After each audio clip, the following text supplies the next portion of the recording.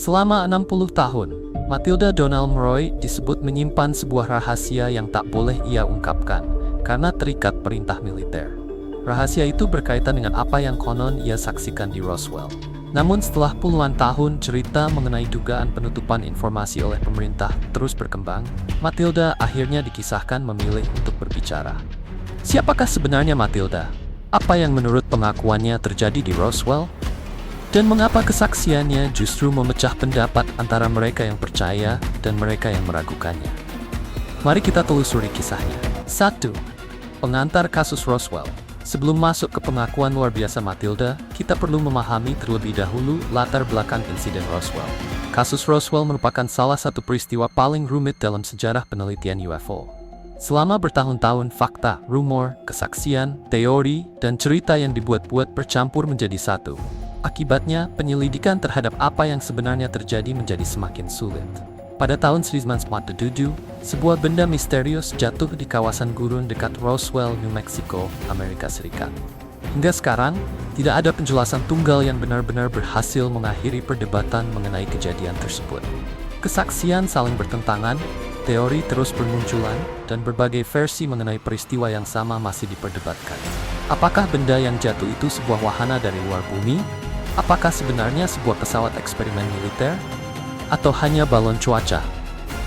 Masalahnya, penjelasan resmi mengenai kejadian tersebut berubah lebih dari sekali. Perubahan inilah yang selama puluhan tahun terus memunculkan spekulasi dan teori konspirasi. Hal yang diketahui adalah bahwa militer dengan cepat mengamankan lokasi jatuhnya benda tersebut.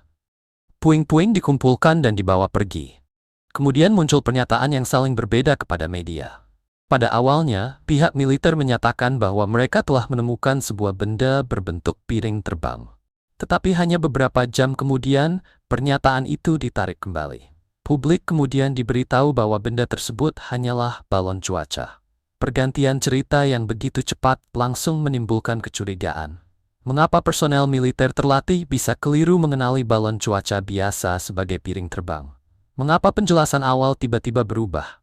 Pertanyaan-pertanyaan itu terus mengikuti kasus Roswell selama hampir 80 tahun. Mungkin Roswell hanya akan menjadi catatan kecil dalam sejarah jika bertahun-tahun kemudian tidak muncul sejumlah saksi yang mengaku bahwa penjelasan resmi hanyalah upaya menutupi sesuatu yang jauh lebih besar. Dan dari sekian banyak kesaksian tersebut, kisah Matilda Donald Murroy menjadi salah satu yang paling terperinci sekaligus paling kontroversial. 2. Hipotesis makhluk luar bumi. Teori Roswell yang paling terkenal menyatakan bahwa sebuah wahana luar bumi jatuh di gurun. Penyebabnya, menurut berbagai versi cerita, bisa berupa kerusakan teknis atau gangguan yang berhubungan dengan radar militer. Para awaknya disebut tewas. Militer Amerika Serikat kemudian diduga mengumpulkan puing-puing pesawat, mengamankan tubuh para awak dan menemukan satu makhluk yang masih hidup. Skenario seperti ini kemudian berulang kali muncul dalam film, buku, serta dokumenter. Salah satu gambaran populer dapat ditemukan dalam film Independence Day ketika tubuh makhluk luar bumi diperiksa di sebuah fasilitas rahasia. Namun ada satu pertanyaan besar.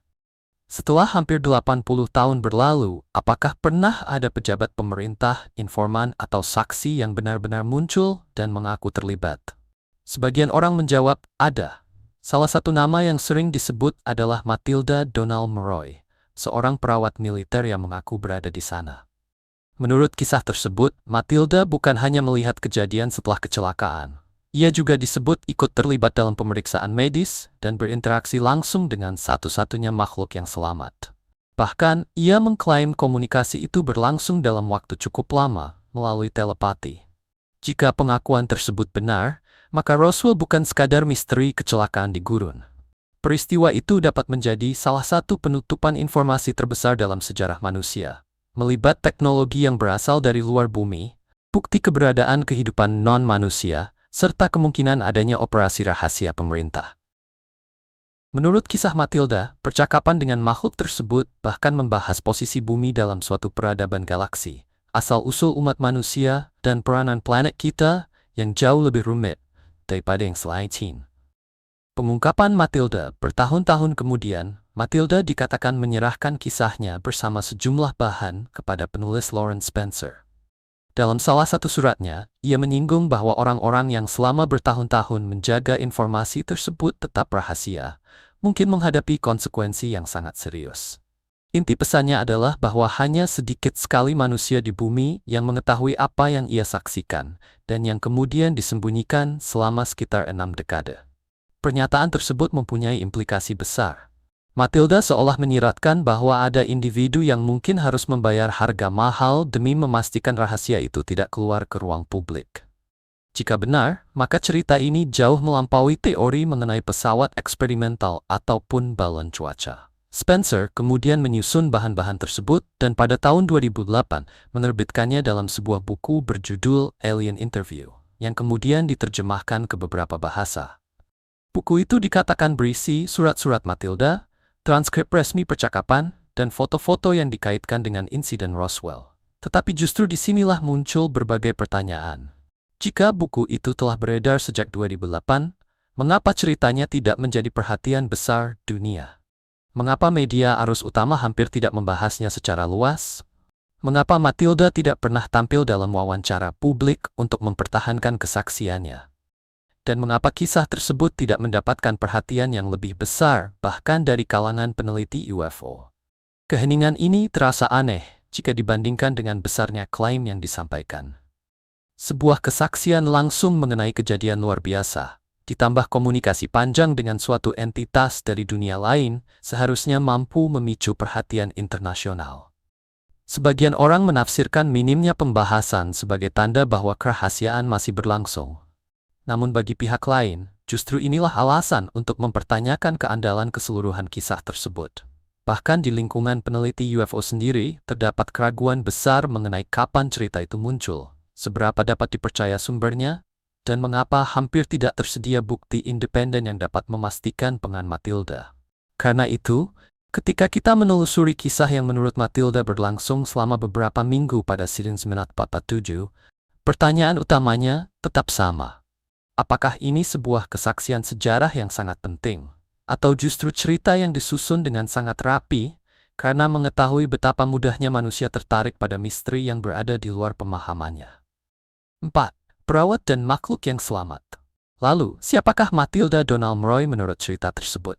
Ia dikisahkan memiliki pangkat sersan kepala senior di Divisi Medis Angkatan Udara pada Sirin 9447.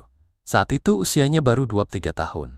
Dan jika pengakuannya benar, perempuan muda ini mendapatkan tantangan medis yang belum pernah dialami siapapun sebelumnya. Membantu penanganan suatu entitas biologis dari luar bumi. Bayangkan situasinya. Seorang perempuan berusia 2-3 tahun yang sebelumnya menjalani tugas sebagai perawat militer, tiba-tiba ditempatkan di tengah kejadian yang, jika benar, akan mengguncang seluruh pemahaman manusia mengenai kehidupan di alam semesta. Dalam waktu sangat singkat, Matilda seakan berubah dari perawat militer biasa menjadi xenobiolog pertama umat manusia. Awalnya ia bertugas sebagai pengemudi bagi seorang perwira tinggi yang dikirim untuk memeriksa kejadian di Roswell. Namun menurut Matilda, kemampuan keperawatannya juga menjadi alasan ia dipilih.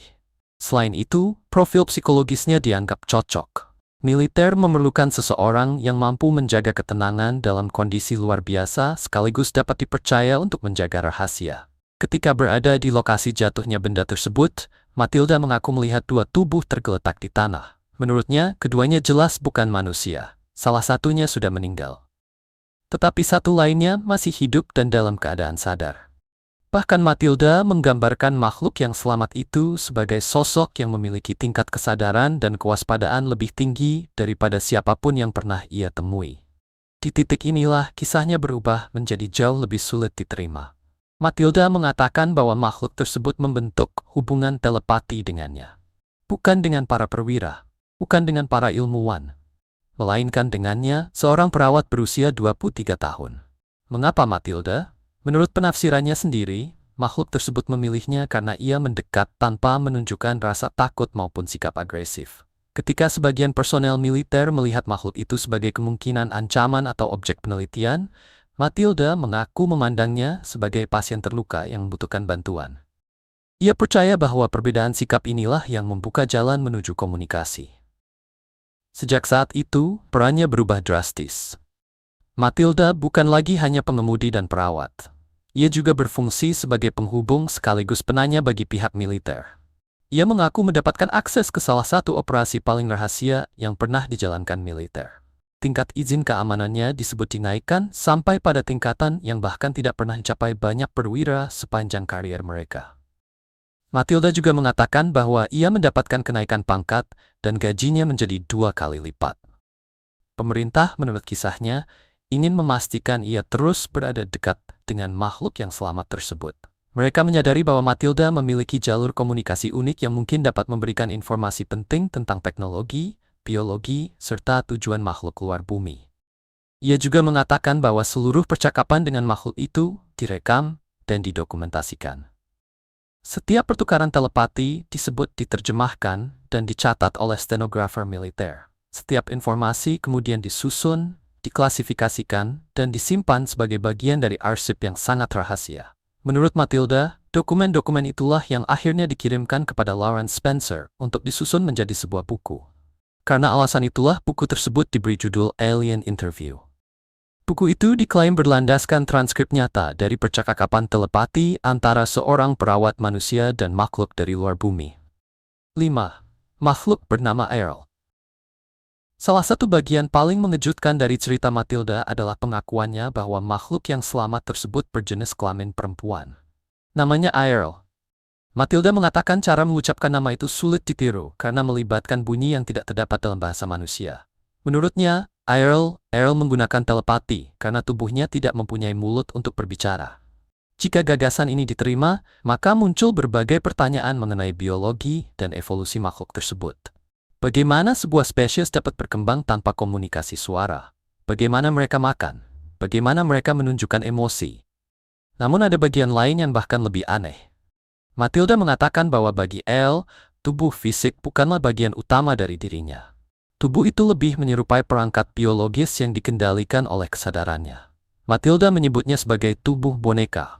Jika benar, konsep ini memberikan gambaran bahwa hubungan antara kehidupan, kesadaran, dan tubuh fisik mungkin tidak selalu seperti yang dialami manusia. Spesies Earl bisa jadi telah berkembang sampai pada tahap ketika mereka tidak lagi terikat secara permanen pada satu tubuh. Mereka mungkin mampu menggunakan bentuk fisik tertentu sebagaimana manusia mengganti pakaian. Konsep tubuh boneka itu juga digunakan untuk menjelaskan mengapa Elle terlihat tidak terlalu mencemaskan kondisi tubuhnya sendiri. Jika tubuh hanyalah sarana bagi kesadaran, maka kerusakan atau kehancurannya tidak berarti berakhirnya keberadaan Elle. Kesadaran tersebut, menurut gagasan ini, dapat berpindah. Earl juga dikatakan menjelaskan bahwa dirinya merupakan anggota suatu pasukan ekspedisi maju yang memiliki pangkalan di sabuk asteroid antara Mars dan Jupiter. Dengan demikian, kedatangannya ke wilayah bumi bukan sebuah kejadian acak. Planet kita disebut sebagai bagian dari misi terorganisasi oleh suatu peradaban yang telah mengamati bumi selama ribuan tahun. Namun Earl dikatakan tidak pernah menjelaskan secara lengkap dari mana rasnya berasal maupun apa sebenarnya tujuan keseluruhan misi tersebut. Ia disebut berhati-hati karena tidak mempercayai militer bumi dan khawatir pengetahuan yang diberikan dapat disalahgunakan. Meski demikian, ia memberikan gambaran mengenai sebuah peradaban yang sangat tua. Peradaban itu disebut jauh lebih maju dibandingkan manusia, bukan hanya dalam bidang teknologi, tetapi juga dalam perkembangan spiritual dan bentuk kemajuan lain yang lebih luas. 6. Bumi sebagai penjara. Di antara surat-surat yang disebut dikirim Matilda kepada Spencer, terdapat satu gagasan yang menjadi pusat dari keseluruhan cerita. Bumi digambarkan sebagai planet kecil yang berada di wilayah terpencil sebuah galaksi. Letaknya jauh dari konsentrasi peradaban planet yang dikatakan lebih padat menuju bagian pusat galaksi. Karena keterasingan geografis itu, bumi dianggap cocok digunakan sebagai kebun binatang, taman botani, ataupun penjara. Menurut pengungkapan yang dikaitkan dengan Earl, fungsi bumi sebenarnya mirip sebuah penjara dengan tingkat keamanan tertinggi dalam skala kosmik. Dalam versi ini, bumi bukan sekadar planet biasa yang kebetulan melahirkan kehidupan. Planet ini disebut sengaja dipilih karena letaknya terpencil, sehingga cocok menjadi tempat pembuangan bagi makhluk-makhluk yang tidak diinginkan oleh berbagai peradaban galaksi. Jika informasi tersebut benar, maka seluruh cara manusia melihat sejarahnya sendiri harus berubah.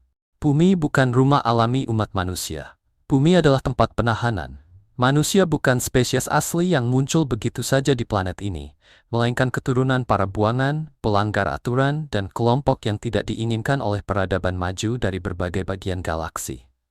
Menurut Eyal, sekitar 30.000 tahun lalu, para tahanan dari berbagai wilayah alam semesta mulai dikirim ke bumi. Mereka dianggap sebagai penjahat atau individu yang tidak sesuai dengan sistem nilai suatu kekuatan yang ia sebut sebagai kekaisaran lama. Namun istilah penjahat di sini tidak selalu berarti pelaku kekerasan sebagaimana pengertian manusia modern. Banyak dari mereka dikatakan sebagai pembangkang politik, pemikir bebas, seniman, dan pemimpin spiritual yang menolak kendali otoriter pemerintahan galaksi tersebut. Jika gagasan ini diterapkan pada sifat manusia, implikasinya menjadi menarik. Kecenderungan manusia untuk mencipta, memberontak, mencari kebebasan, mempertanyakan aturan, dan melawan otoritas tidak dianggap sebagai kelemahan. Sebaliknya, sifat-sifat itu dikatakan sebagai jejak warisan nenek moyang kita. Dalam cerita ini, manusia merupakan keturunan makhluk-makhluk yang menolak tunduk pada masyarakat galaksi yang totaliter. Teori planet penjara tersebut juga diklaim mampu menjelaskan berbagai teka-teki yang selama berabad-abad membuat para antropolog dan sejarawan penasaran. Mengapa peradaban manusia seolah mengalami percepatan perkembangan setelah ratusan ribu tahun berjalan jauh lebih lambat? Mengapa kebudayaan di berbagai belahan dunia mempunyai legenda tentang dewa atau makhluk yang turun dari langit? Mengapa sejumlah teks kuno tampak menggambarkan teknologi yang seharusnya belum dikenal pada zamannya? Jawaban Eyal sederhana. Menurutnya, kisah-kisah tersebut bukan sekadar mitos. Itu adalah ingatan. Potongan ingatan mengenai asal-usul kita yang sebenarnya diwariskan dari generasi ke generasi, kemudian perlahan berubah menjadi cerita agama, legenda, dan tradisi budaya. Namun gagasan mengenai bumi sebagai penjara tidak berhenti pada asal-usul manusia. Eyal disebut menjelaskan bahwa sistem penjara itu masih bekerja sampai sekarang melalui mekanisme pengendalian yang sangat canggih. Bukan pagar, bukan tembok, bukan jeruji besi, melainkan hambatan psikologis dan spiritual yang membuat manusia terus terjebak dalam ketidaktahuan, konflik, serta keterbatasan. Menurut cerita tersebut, hilangnya ingatan yang dialami setiap manusia saat lahir juga bukan sesuatu yang alami. Amnesia itu diklaim sengaja diciptakan agar manusia tidak dapat mengingat siapa dirinya dan dari mana asalnya. Perang yang terus berulang, sistem ekonomi yang memaksa sebagian besar manusia terus berjuang hanya untuk bertahan hidup, serta perpecahan agama dan politik yang menghambat persatuan disebut bukan sekadar akibat sifat manusia. Dalam versi Eyal, semuanya merupakan mekanisme pengendalian yang dirancang agar populasi penjara tetap mudah dikendalikan. Ia juga mengatakan bahwa pihak yang menjalankan sistem tersebut berkepentingan menjaga manusia tetap tidak tahu dan tetap terpecah. Umat manusia yang bersatu dan sadar akan menjadi ancaman terhadap kontrol mereka. Karena itulah, menurut cerita tersebut, berbagai sistem dipertahankan agar perhatian manusia terus terserap dalam perjuangan hidup sehari-hari dan tidak diarahkan pada kemajuan spiritual maupun teknologi. Jika pengungkapan tersebut benar, maka penderitaan manusia memperoleh makna yang sama sekali berbeda. Kita bukan mengalami kesulitan karena manusia pada dasarnya memiliki cacat. Bukan pula semata-mata karena kehidupan memang harus sulit. Dalam cerita Eyal, manusia menderita karena tinggal di dalam sistem penjara yang sengaja dirancang untuk menjaga mereka tetap terkekang dan terkendali. 7. The Confession. Matilda couldn't bear the weight of the secret anymore. She was over 80 years old and felt she had nothing left to lose. The fear was gone. Imagine carrying this knowledge for 6 decades. Knowing that humanity's understanding of the universe might be fundamentally wrong, yet being unable to share that truth. Imagine watching wars, suffering, and ignorance continue, while holding information that could potentially change everything. The psychological burden must have been enormous. Matilda had sworn an oath of secrecy to the military, but she believed humanity deserved to know what she witnessed. Nearing the end of her life, the conflict between her duty as a soldier and her responsibility as a human being became unbearable. According to the story, she contacted writer Lawrence Spencer to reveal everything she knew. Spencer said their only contact was a single 20-minute phone call in 1997. After that, Matilda disappeared for a decade with no further communication or verification of her identity. In 2007, Spencer received a package containing letters, interview transcripts, and photographs allegedly related to the Roswell incident. The package arrived without a return address or any way to contact Matilda for clarification. Spencer then possessed what could be significant documents, but lacked any means to prove their authenticity. After the book's release in 2008, Matilda reportedly died, and Spencer said he destroyed all original evidence to protect her identity and prevent government retaliation. This left only the book as proof, with no way to independently verify any claims. Spencer admitted he couldn't prove Matilda Donald-Mroy ever existed. This destruction of evidence raises questions. If genuine, these documents would be an invaluable historical discovery. Destroying them would be like burning the original Declaration of Independence. Spencer's reasons for keeping the secret remain speculative, and much about the story remains unverified. 8. Inconsistencies and Scientology. The thing is, Spencer gave several interviews after the book's publication, and never again mentioned that the book might be a work of fiction. This is very curious because much of what Errol recounts in the book is actually extremely similar to the concepts preached by Scientology. The idea of Earth as a cosmic prison, the concept of doll bodies or artificial physical forms, the notion of an ancient galactic civilization, the belief in suppressed spiritual abilities. All of these elements are central to Scientology doctrine. And here's the crucial detail. Lawrence Spencer was a member of Scientology for decades before leaving the organization. This connection to Scientology immediately raises red flags for researchers. Scientology was founded by science fiction writer L. Ron Hubbard, who explicitly stated that the best way to make money was to start a religion. The organization has a long history of creating elaborate fictional narratives and presenting them as revealed truth. The similarities between Errol's revelations and Scientology teachings are too numerous and specific to be coincidental.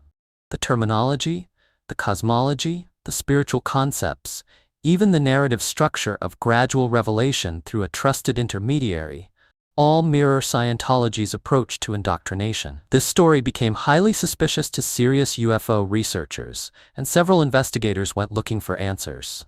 What they discovered were numerous inconsistencies that cast serious doubt on the authenticity of Matilda's testimony. In the texts supposedly written in 1947, Matilda uses terms that didn't exist at that time, such as computer and database. These are anachronisms that suggest the documents were written much later than claimed, by someone familiar with modern technology. One of the documents in the book shows the date as 9/7/1947, formatted as July 9th, but no American writes dates in that format.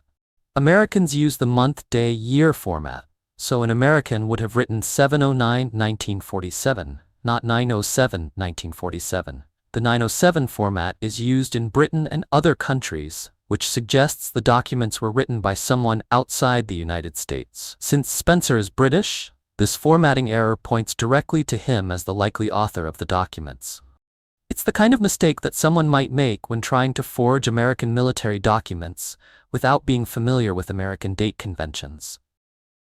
There are more serious problems with the military details. Matilda claims to have been a senior master sergeant in the Air Force in 1947. But that rank wasn't created until 1958, 11 years after the alleged events. This is a fundamental error that no genuine military nurse from that period would make. Furthermore, the United States Air Force itself wasn't officially created as a separate branch of the military until September 1947, months after the Roswell incident. Before that, military aviation was part of the Army Air Forces. A real military nurse from 1947 would have identified herself as Army, not Air Force. Researchers also examined the photographs presented in the book, which supposedly show military personnel involved in the Roswell recovery. The uniforms and insignia shown are inconsistent with 1947 military standards. The officer ranks displayed don't match Matilda's descriptions of the personnel involved. Most damning of all, investigators searched through actual military records of personnel stationed at Roswell Army Airfield in 1947. They found no record of anyone named Matilda Donald-Mroy, no service record, no personnel file, no mention in any official document from that period.